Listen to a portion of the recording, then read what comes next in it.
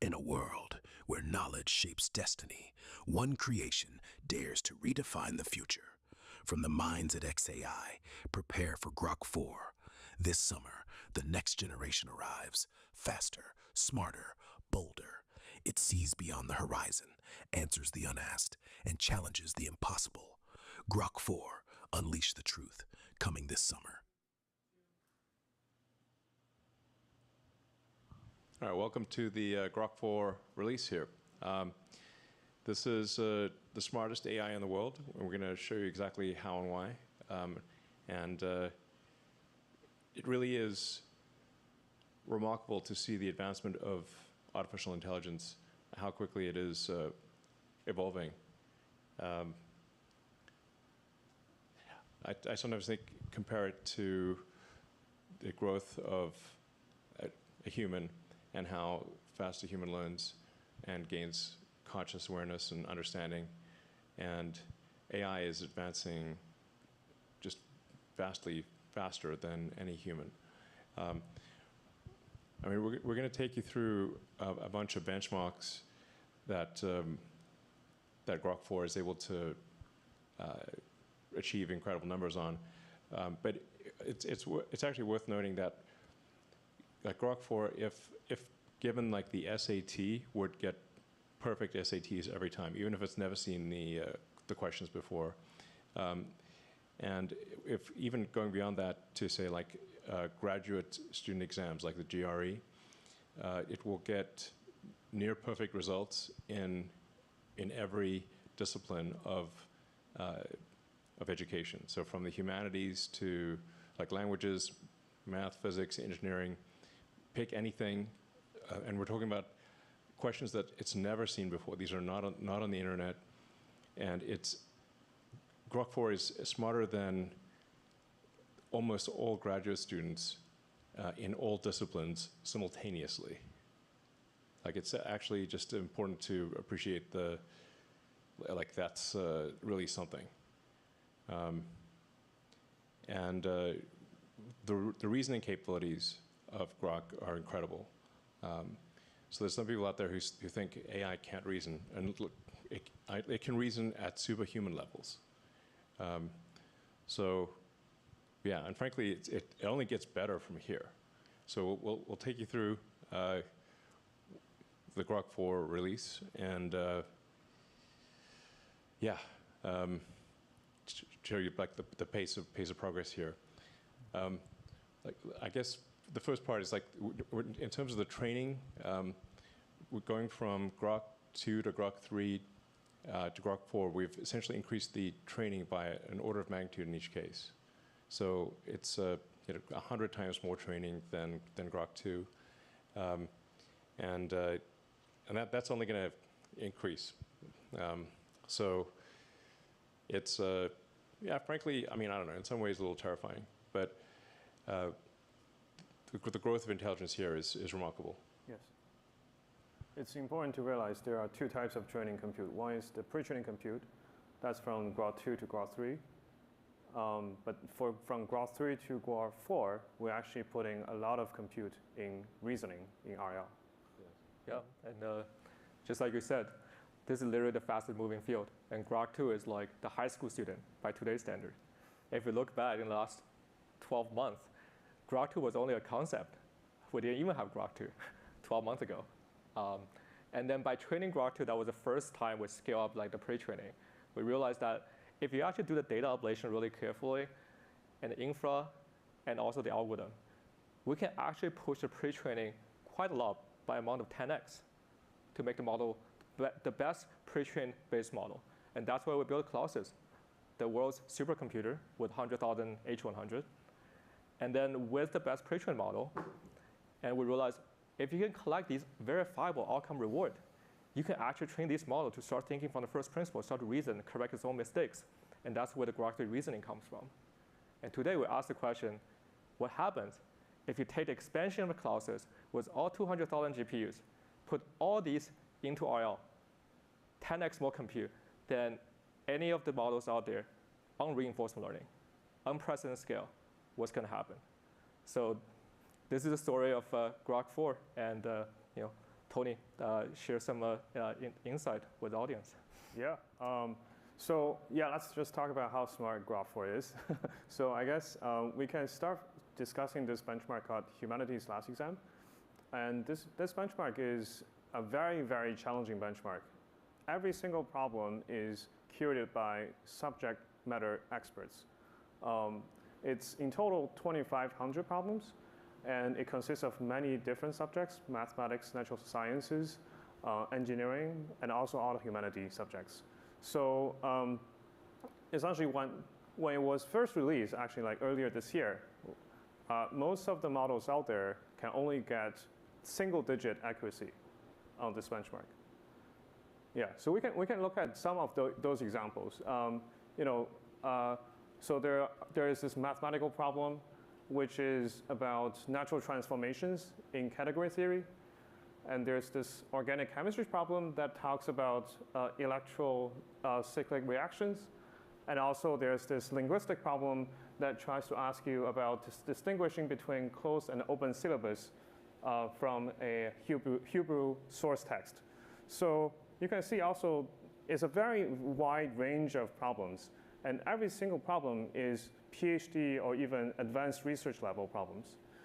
Yeah, I mean, there are no humans that can actually answer these, can get a good score. I mean, if you actually say, like, any given human, what's the best that any human could score? I mean, I'd say maybe 5% optimistically. Yeah. So this is much harder than what any human can do. It's incredibly difficult. And you can see from the types of questions. Like, you might be incredible in linguistics or mathematics or chemistry or physics or any one of a number of subjects, but you're not going to be at a postgrad level in everything. And Grok4 is a postgrad level in everything. Like, it's just, some of these things are just worth repeating. Like, Grok4 is postgraduate, like PhD level in everything. Better than PhD, but like most PhDs would fail. So it's better that said, I mean, at least with respect to academic questions, I want to just emphasize this point. With respect to academic questions, Grok4 is better than PhD level in every subject, no exceptions. Now, this doesn't mean that at times it may lack common sense, and it has not yet invented new technologies or discovered new physics, but that is just a matter of time. Mm-hmm. I think it may discover new technologies as soon as later this year, and I would be shocked if it has not done so next year.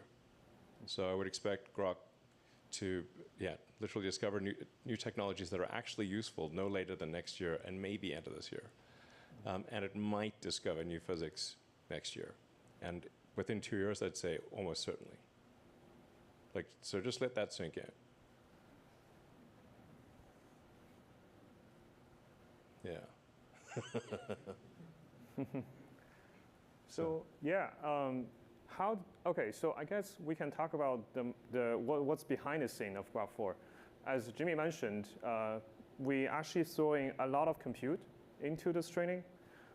When it started, it's only also a single digit. Sorry, the previous slide. Sorry. Yeah, it's only a single digit number.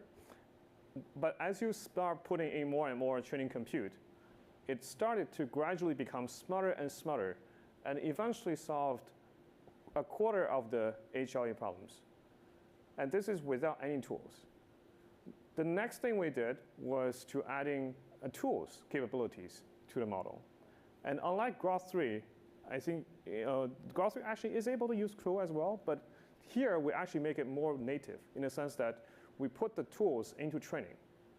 Grok3 was only relying on generalization. Here, we actually put the tools into training. And it turns out this significantly improves the model's capability of using those tools.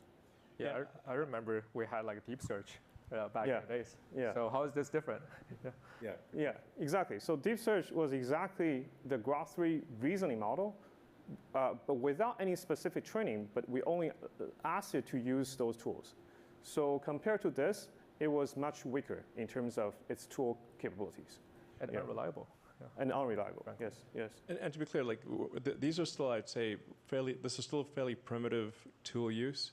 If you compare it to, say, the tools that are used at Tesla or SpaceX, where you're using,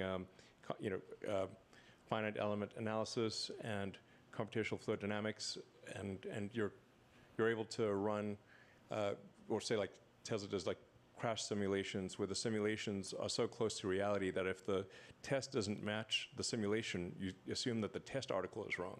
That's how good the simulations are. So Grok is not currently using any of the tools, the really powerful tools that a company would use, but that is something that we will provide it with later this year. So we'll have the tools that a company has, and have very accurate physics simulator. Ultimately, the thing that'll make the biggest difference is being able to interact with the real world via humanoid robots. So you combine sort of Grok with Optimus, and it can actually interact with the real world and figure out if it can formulate an hypothesis and then confirm if that hypothesis is true or not. So we're really, I think about like where we are today. We're at the beginning of an immense intelligence explosion. We're in the intelligence Big Bang right now, and we're at the most interesting time to be alive of any time in history. Yeah. Now that said, we need to make sure that the AI is a good AI, good Grok. And the thing that I think is most important for AI safety, at least my biological neural net tells me, the most important thing for AI is to be maximally truth-seeking. So this is a very fundamental. Like you can think of AI as this super genius child that ultimately will outsmart you, but you can still you can instill the right values, and encourage it to be sort of, truthful, I don't know, honorable, good things, like the values you want to instill in a child that would ultimately grow up to be incredibly powerful. Yeah. So yeah, so this is really, I'd say, we say tools. These are still primitive tools, not the kind of tools that serious commercial companies use. But we will provide it with those tools, and I think it will be able to solve, with those tools, real-world technology problems. In fact, I'm certain of it. It's just a question of how long it takes. Yes. Yes, exactly. So is it just compute all you need, Tony? Sorry? Is it just compute all you need at this point? Well, you need compute plus the right tools, and then ultimately to be able to interact with the physical world. Yes. And then, we'll effectively have an economy that is, ultimately an economy that is thousands of times bigger than our current economy, or maybe millions of times.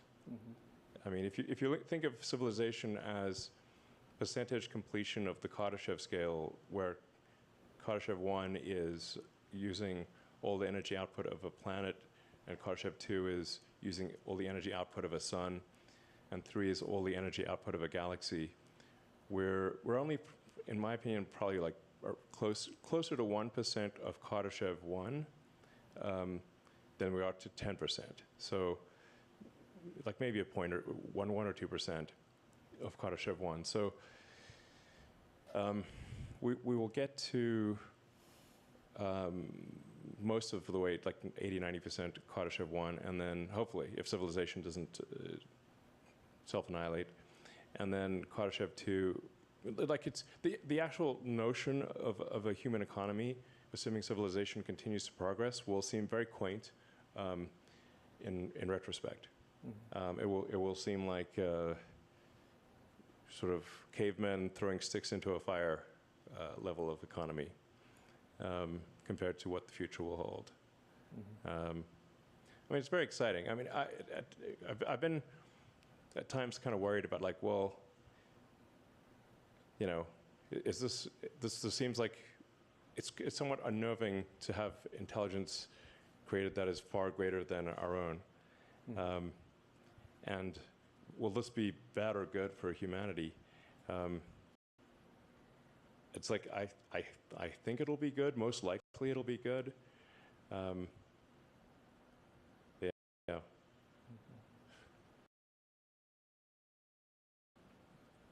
Yeah, but I somewhat reconciled myself to the fact that even if it wasn't going to be good, I'd at least like to be alive to see it happen. So, yeah. So, actually, one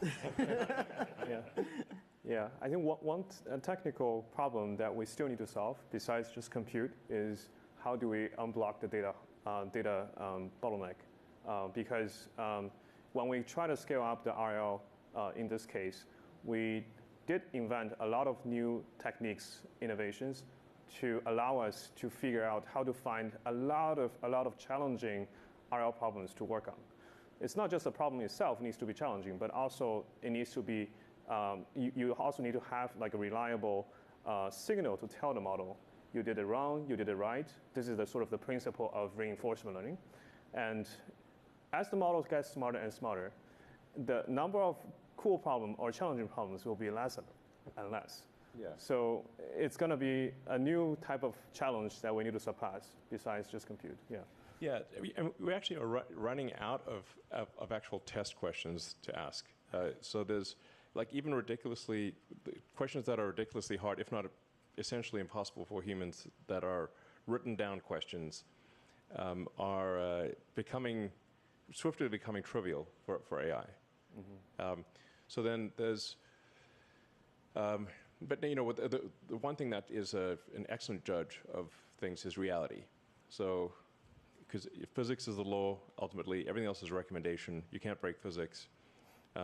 So the ultimate test, I think, for whether an AI is, the ultimate reasoning test is reality. Yes. So you invent a new technology, like say, improve the design of a car or a rocket, or create a new medication that, and does it work?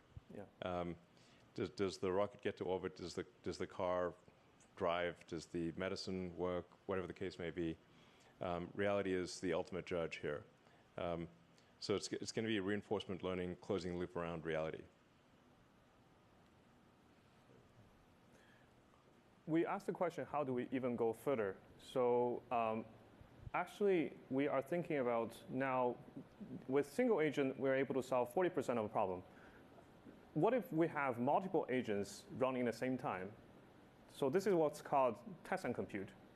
And as we scale up the test and compute, actually, we are able to solve almost more than 50% of the text-only subset of the HRE problems. So it's a remarkable achievement, I think. Yeah, this is insanely difficult. These are so what we're saying is like a majority of the text-based of humanities, you know, scarily named humanities last exam, Grok4 can solve, and you can try it out for yourself. And with the Grok4 Heavy, what it does is it spawns multiple agents in parallel, and all of those agents do work independently, and then they compare their work, and they decide which one. Like it's like a study group, and it's not as simple as a majority vote, because often only one of the agents actually figures out the trick, or figures out the solution. But once they share the trick or figure out what the real nature of the problem is, they share that solution with the other agents, and then they essentially compare notes, and then yield an answer. Yeah. So that's the heavy part of Grok4 is where you scale up the test time compute by roughly an order of magnitude, have multiple agents tackle the task, and then they compare their work, and they put forward what they think is the best result. Yeah, so we will introduce Grok4 and Grok4 Heavy. Sorry, can you click the next slide? Sure. Yeah, yes. So basically, Grok4 is the single agent version, and Grok4 Heavy is the multi-agent version. So let's take a look how they actually do on those exam problems and also some real life problems. Yeah. So we're going to start out here, and we're actually going to look at one of those HLE problems. This is actually one of the easier math ones. I don't really understand it very well. I'm not that smart, but I can launch this job here, and we can actually see how it's going to go through and start to think about this problem. While we're doing that, I also want to show a little bit more about like what this model can do and launch a Grok4 Heavy as well. So everyone knows Polymarket. It's extremely interesting. It's the seeker of truth. It aligns with what reality is most of the time. And with Grok, what we're actually looking at is being able to see how we can try to take these markets and see if we can predict the future as well. So as we're letting this run, we'll see how Grok4 Heavy goes about predicting the World Series odds for like the current teams in the MLB. And while we're waiting for these to process, we're going to pass it over to Eric, and he's going to show you an example of his. Yeah. So I guess one of the coolest things about Grok4 is its ability to understand the world and to solve hard problems by leveraging tools like Tony discussed. And I think one kind of cool example of this, we asked it to generate a visualization of two black holes colliding. And of course, it took there are some liberties. It's, in my case, actually pretty clear in its thinking trace about what these liberties are. For example, in order for it to actually be visible, you need to really exaggerate the scale of the waves. And yeah, so here's like, this kind of in action. It exaggerates the scale in like multiple ways. It drops off a bit less in terms of amplitude over distance, and but yeah, we can kind of see the basic effects that are actually like correct. It starts with the in spiral, it merges, and then you have the ring down, and like this is basically largely correct. Yeah. Modulo some of the simplifications that I need to do. It's actually quite explicit about this. It uses like post-Newtonian approximations instead of actually like computing the general relativistic effects at like near the center of the black hole, which is incorrect, and will lead to some incorrect results. But the overall visualization is is basically there. And you can actually look at the kinds of resources that it references. So here it actually, it obviously uses search. It gathers results from a bunch of links, but also reads through a undergraduate text in analytic gravitational wave models. It reasons quite a bit about the actual constants that it should use for a realistic simulation. It references, I guess, existing real-world data, and yeah, it's a pretty good model. Yeah. Yeah. But like actually going forward, we can give it the same model that physicists use, so it can run the same level of compute that so leading physics researchers are using, and give you a physics accurate black hole simulation. Exactly. Just right now it's running in your browser, so. Yeah, this is just running in your browser. Yeah, so exactly. Pretty simple. So swapping back real quick here, we can actually take a look. The math problem is finished. The model was able to, let's look at its thinking trace here, so you can see how it went through the problem. I'll be honest with you guys, I really don't quite fully understand the math, but what I do know is that I looked at the answer ahead of time. And it did come to the correct answer here in the final part here.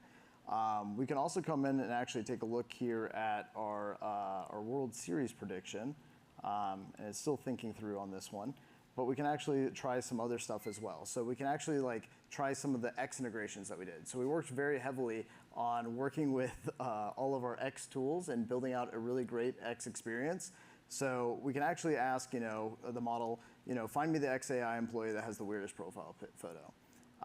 So that's going to go off and start that. And then we can actually try out, let's create a timeline based on X post detailing the changes in the scores over time, and we can see all the conversation that was taking place at that time as well. So we can see who are the announcing scores and like what was the reactions at those times as well. So we'll let that go through here and process. And if we go back to this was the Greg Yang photo here. So if we scroll through here, whoops. So Greg Yang, of course, who has his favorite photograph that he has on his account. That's actually not how he looks like in real life, by the way, just so you're aware, but it is quite funny. But it had to understand that question. Yeah. Which is that's the wild part. It's like it understands what is a weird photo. What is a weird photo? Yeah. What is a less or more weird photo? It goes through, it has to find all the team members, has to figure out who we all are. It, right. Searches this X. Is without access to the internal XAI personnel logs. No. It's literally looking at just at the internet. Exactly. So you could say like the weirdest of any company. Yeah. To be clear. Exactly. And we can also take a look here at the question here for the humanities last exam. So it is still researching all of the historical scores, but it will have that final answer here soon. But we can, while it's finishing up, we can take a look at one of the ones that we set up here a second ago. And we can see like, it finds the date that like Dan Hendricks had initially announced it. We can go through, we can see, OpenAI announcing their score back in February. And we can see, as progress happens with like Gemini, we can see like Kimi, and we can also even see, the leaked benchmarks of what people are saying is, if it's right, it's going to be pretty impressive. So pretty cool. So yeah, I'm looking forward to seeing how everybody uses these tools and gets the most value out of them. Yeah, it's been great. Yeah, and we're going to close the loop around usefulness as well. So it's like it's not just book smart, but actually practically smart. Exactly.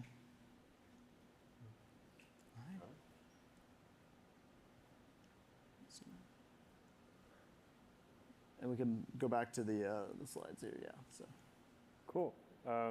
So we actually evaluate also on the multi-model subset.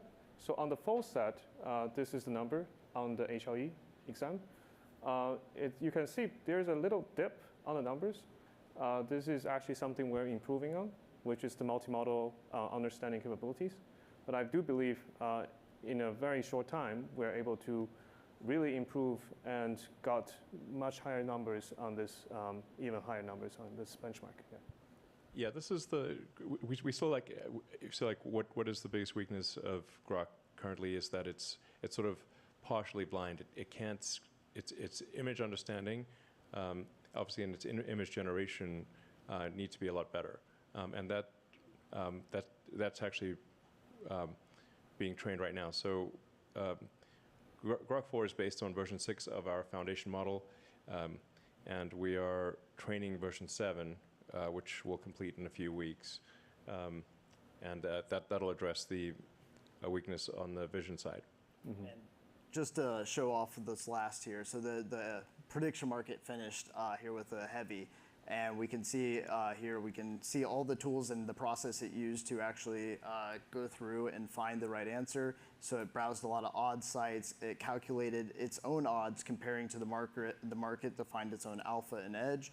It walks you through the entire process here, and it calculates the odds of the winner being like the Dodgers, and it gives them a 21.6% chance of winning this year. So. And it took approximately 4.5 minutes to compute. Yeah, that's a lot of thinking. Yeah.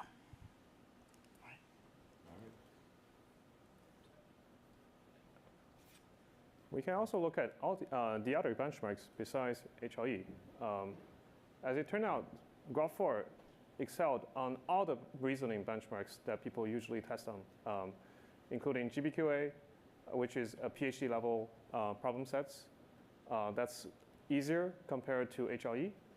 On AMY 25, American Invitation Mathematics exam, with Grok4 Heavy, we actually got a perfect score.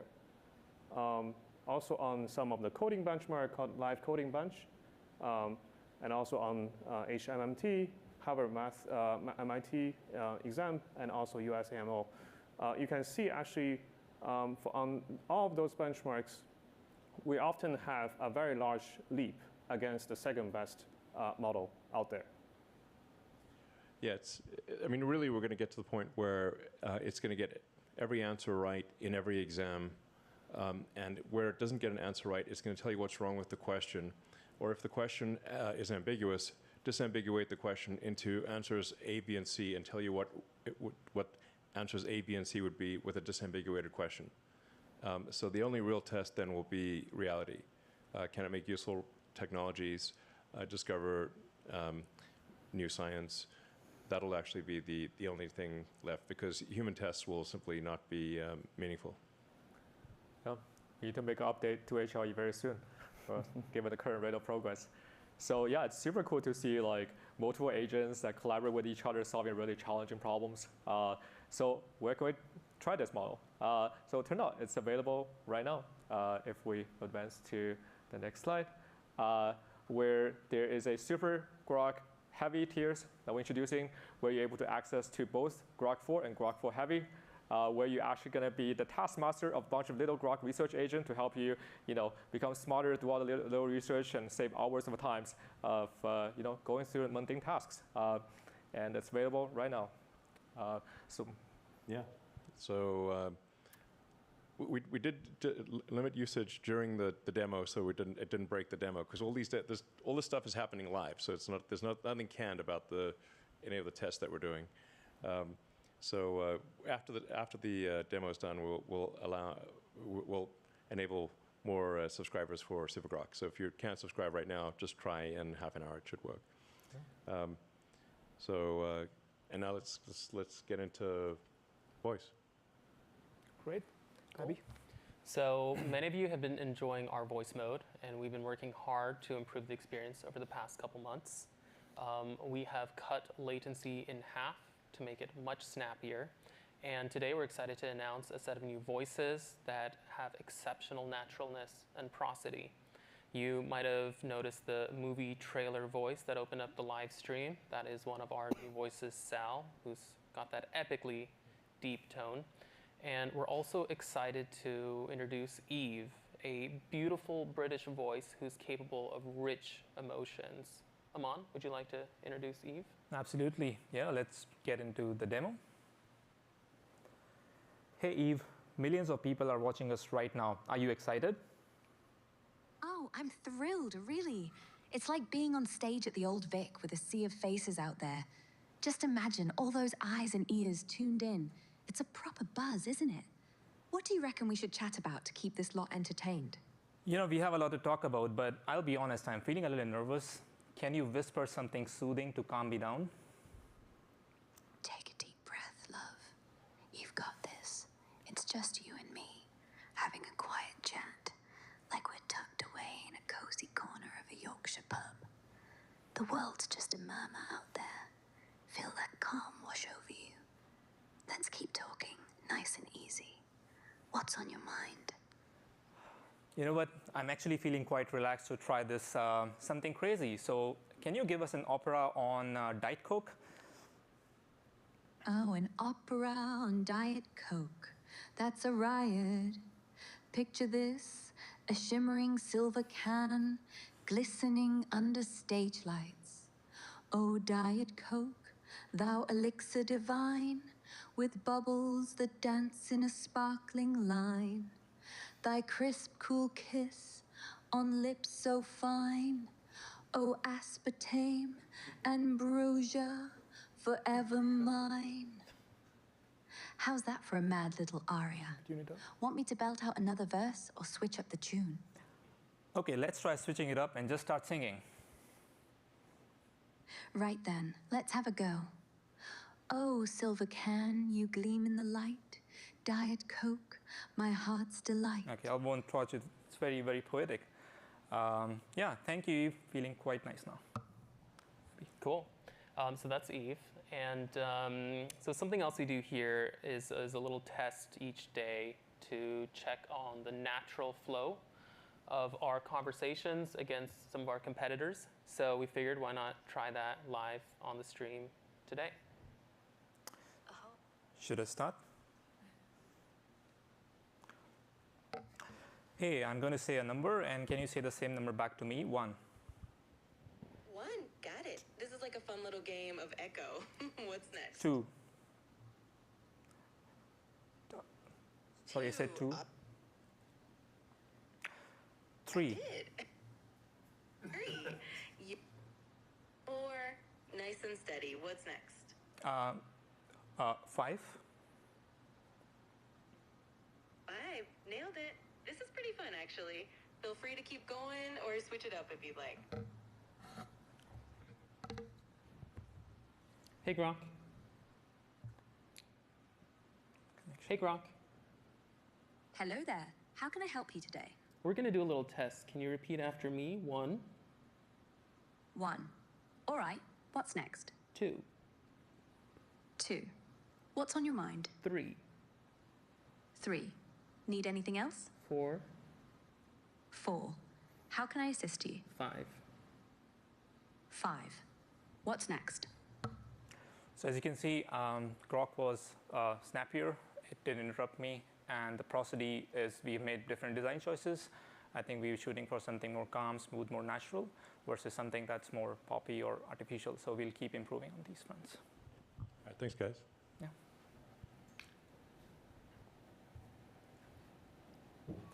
Yep. So since the launch of the voice model, we actually see the 2x faster end-to-end latency in the last 8 weeks, 5 different voices, and also 10x the active user. So Grok Voice is taking off. Now, if you think about releasing the models, this time we're also releasing Grok 4 through the API at the same time. So if we go to the next 2 slides, so we're very excited about what all developers out there is going to build. So if I think about myself as a developer, what the first thing I'm going to do when I actually have access to the Grok 4 API? Benchmarks. So we actually ask around on the X platform, what is the most challenging benchmarks out there that is considered the holy grail for all the AGI models? So turned out AGI is in the name, ArcAGI. So the last 12 hours, kudos to Greg over here in the audience. So who answered our call, take a preview of the Grok 4 API, and independently verified the Grok 4's performance. So initially we thought, hey, Grok 4 is just, we think it's pretty good, it's pretty smart. It's our next gen reasoning model, spend 10x more compute, can use all the tools, right? But turned out, when we actually verify on the private subset of the ArcAGI v2, it was like the only model in the last 3 months that breaks the 10% barrier. And in fact, it was so good that actually gets to 16%, well, 15.8% accuracy, 2x of the second place, that is the Cloud 4 Opus model. And it's not just about performance, right? When you think about intelligence, having an API model drives your automation. It's also the intelligence per dollar, right? If you look at the plots over here, the Grok is just 4 is just in the league of its own. All right, so enough of benchmarks over here, right? So what can Grok do actually in the real world? So we actually contacted the folks from Elon Labs who were gracious enough to try the Grok in the real world to run a business.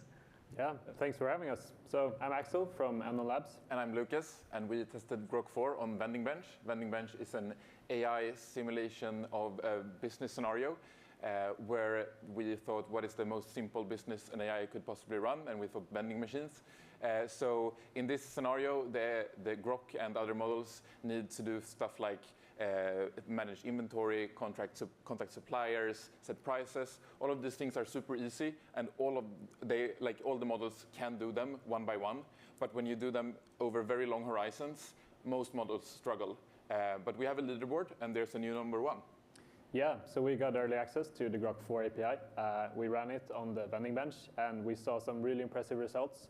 So it ranks definitely at the number 1 spot. It's even double the net worth, which is the measure that we have on this eval. So it's not about the percentage on or a score you get, but it's more the dollar value in net worth that you generate. So we were impressed by Grok. It was able to formulate a strategy and adhere to that strategy over a long period of time, much longer than other models that we have tested, other frontier models. So it managed to run the simulation for double the time and score double the net worth. And it was also really consistent across these runs, which is something that's really important when you want to use this in the real world. And I think as we give more and more power to AI systems in the real world, it's important that we test them in scenarios that either mimic the real world or are in the real world itself. Because otherwise we fly blind into some things that might not be great. Yeah, it's great to see that we've now got a way to pay for all those GPUs. So we just need 1 million vending machines. Definitely. And we could make $4.7 billion a year with 1 million vending machines. 100%. Let's go. It can be epic vending machines. Yes, yes. All right. We are actually going to install vending machines here, like a lot of them. We're happy to supply them. All right, thank you. All right. I'm looking forward to seeing what amazing things are in this vending machine. That's for you to decide. All right. I'll tell the AI. Okay, sounds good. All right. Yeah. I mean, so we can see like Grok is able to become like the co-pilot of the business unit. So what else can Grok do? So we're actually releasing this Grok. If you want to try it right now to evaluate, run the same benchmark as us. It's on the API. Has 256K contact length. So we already actually see some of the early adopters to try Grok4 API. So our Palo Alto neighbor, Arc Institute, which is a leading biomedical research center, is already seeing like how can they automate their research flows with Grok4. It turned out it's able to help the scientists to sniff through millions of experiments logs and then just like pick the best hypothesis within a split of seconds. We see this is being used for their the CRISPR research, and also Grok4 independently evaluated scores as the best model to examine the chest X-ray. Who would know? In the financial sector, we also see the Grok4 with access to all the tools, real-time information is actually one of the most popular AIs out there. So our Grok4 is also going to be available on the hyperscalers. So the XAI enterprise sector is only started 2 months ago, and we're open for business. Yeah, so the other thing, we talked a lot about having Grok to make games, video games. So Danny is actually a video game designer on X. So we mentioned, hey, who want to try out some Grok4 preview APIs to make games? And Danny answered the call. So this was actually just made first-person shooting game in a span of 4 hours. So some of the unappreciated hardest problem of making video games is not necessarily in coding the core logic of the game, but actually go out, source all the assets, all the textures of files, and to create a visually appealing game. So one of the core aspects Grok4 does really well with all the tools out there is actually able to automate these asset sourcing capabilities. So the developers can just focus on the core development itself rather than so now you can run a entire game studios with game of one with one person, and then you can have Grok4 to go out and source all those assets, do all the mundane tasks for you. Yeah. Now the next step obviously is for Grok to be able to play the game. So it has to have very good video understanding, so it can play the games and interact with the games and actually assess whether a game is fun and actually have good judgment for whether a game is fun or not. So with version 7 of our foundation model, which finishes training this month, and then we'll go through post-training RL and whatnot, that will have excellent video understanding. And with the video understanding and improved tool use, for example, for video games, you'd want to use Unreal Engine or Unity or one of the main graphics engines, and then generate the art, apply it to a 3D model, and then create an executable that someone can run on a PC or a console or a phone. We expect that to happen probably this year, and if not this year, certainly next year. So that's it's going to be wild. I would expect the first really good AI video game to be next year. And probably the first half hour of watchable TV this year, and probably the first watchable AI movie next year. Things are really moving at an incredible pace. Yeah, when Grok is 10xing the world economy with vending machines, it would just create video games for human. Yeah, I mean, it went from not being able to do any of this really even 6 months ago to what you're seeing before you here, and from very primitive a year ago to making a sort of a 3D video game with a few hours of prompting. Yep. I mean, yeah, just to recap, so in today's live stream, we introduced the most powerful, most intelligent AI models out there that can actually reason from the first principle, using all the tools, do all the research, go on the journey for 10 minutes, come back with the most correct answer for you. So it's kind of crazy to think about, just like 4 months ago, we had Grok3, and now we already have Grok4. And we're going to continue to accelerate as a company, XAI. We're going to be the fastest moving AGI companies out there. So what's coming next is that we're going to continue developing the model that's not just intelligent, smart, think for a really long time, spend a lot of compute, but having a model that actually both fast and smart is going to be the core focus, right? So if you think about what are the applications out there that can really benefit from all those very intelligent, fast, and smart models, and coding is actually one of them. Yeah, so the team is currently working very heavily on coding models. I think right now the main focus is we actually trained recently a specialized coding model, which is going to be both fast and smart. And I believe we can share with that model with you guys, with all of you in a few weeks. Yeah, that's very exciting. And the second after coding is we all see the weakness of Grok4 is the multimodal capability. So in fact, it was so bad that Grok effectively just like looking at the world, squinting through the glass, and like see all the blurry features and trying to make sense of it. The most immediate improvement we're going to see with the next generation pre-trained model is that we're going to see a step function improvement on the model's capability in terms of the image understanding, video understanding, and audios. Right? It's now the model is able to hear and see the world just like any of you. Right? And now with all the tools at its command, with all the other agents it can talk to, so we're going to see a huge unlock for many different application layers.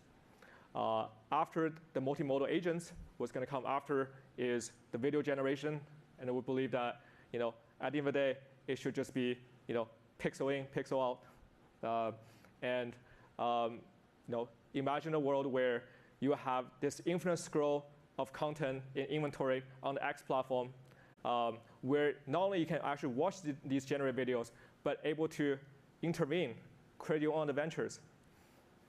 The future's going to be wild. And we expect to be training our video model with over 100,000 GB200s, and to begin that training within the next 3 or 4 weeks. So we're confident it's going to be pretty spectacular in video generation and video understanding. So let's see. So that's anything you guys want to say? Other than that, I guess that's it. Yeah, it's a good model, sir. Good model. It's a good, yeah. Well, we're very excited for you guys to try Grok4. Yeah, thank you. All right, thanks everyone. Thank you. Good night.